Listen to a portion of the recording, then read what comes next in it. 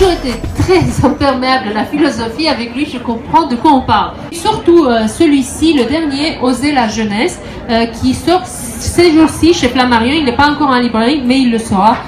Comment des personnes de 80 ans peuvent être toujours jeunes? Comment des jeunes de 25 ans peuvent être déjà vieux? C'est un paradoxe. Ça veut dire qu'en fait, la jeunesse ne peut pas être définie par la tranche d'âge. La jeunesse se caractérise en général par l'inexpérience. Alors il y a l'expérience simple de la vie, apprendre à marcher, apprendre à aimer, apprendre à ne pas avoir peur du regard de l'autre, apprendre à répondre à des insultes, apprendre à faire preuve d'humour lorsqu'on est tendu. Il y a mille et mille et mille leçons de la vie et de l'interaction humaine. Mais il y a aussi la patine humaine. La patine. Il y a aussi ça. Quand on dit j'ai de l'expérience de la vie, c'est pas simplement que je sais tenir ma fourchette ou que je sais avoir des bonnes manières et faire face finalement avec un peu de dignité à toutes les situations compliquées.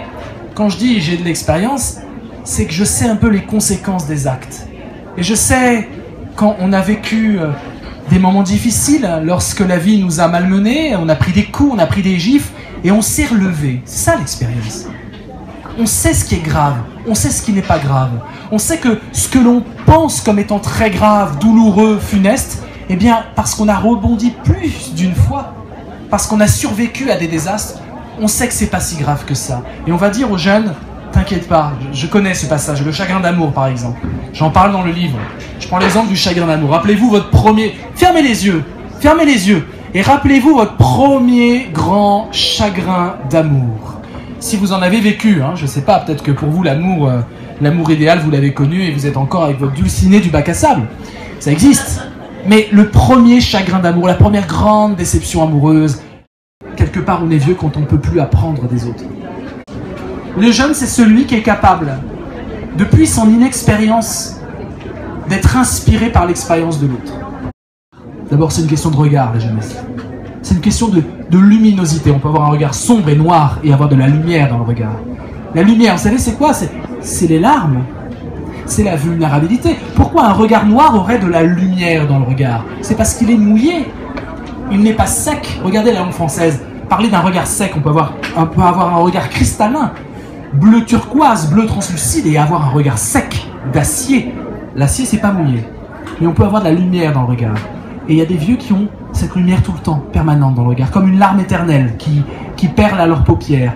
Et ça, c'est la capacité d'entrer en lien avec l'autre.